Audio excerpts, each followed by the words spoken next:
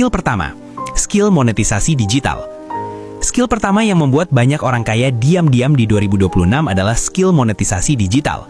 Ini bukan soal kamu harus punya jutaan follower, bukan soal harus viral, dan bukan soal harus terkenal dulu. Kesalahan terbesar banyak orang adalah mengira uang di internet hanya milik influencer besar. Padahal yang paling konsisten menghasilkan justru orang-orang yang paham satu hal sederhana, bagaimana cara mengubah perhatian menjadi uang. Di era digital, perhatian adalah aset, dan siapapun yang tahu cara mengelolanya akan selalu punya peluang. Banyak orang punya perhatian, tapi tidak bisa memonetisasinya. Mereka aktif di media sosial, rajin posting, rajin scroll, rajin komentar, tapi semua energi itu tidak pernah berubah menjadi penghasilan.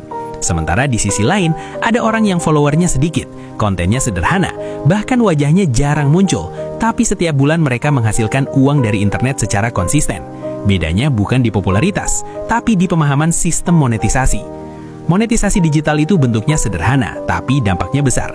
Ada yang menghasilkan uang dari affiliate dengan merekomendasikan produk yang memang dipakai dan dibutuhkan orang lain. Ada yang membuka jasa digital, mulai dari desain, editing, penulisan, admin, sampai konsultasi berbasis skill yang dimiliki. Ada juga yang membangun produk digital, seperti e-book, template, kelas online, atau tools sederhana yang menyelesaikan masalah spesifik. Semua ini bisa dimulai tanpa kantor, tanpa karyawan, dan bahkan cukup dari HP. Yang perlu kamu pahami, di 2026 ini, internet bukan lagi tempat hiburan semata, tapi sudah menjadi mesin ekonomi raksasa. Setiap hari orang mencari solusi, rekomendasi, dan jawaban. Dan uang selalu mengalir ke orang yang bisa hadir di tengah pencarian itu. Bukan yang paling ramai, tapi yang paling relevan. Bukan yang paling viral, tapi yang paling berguna.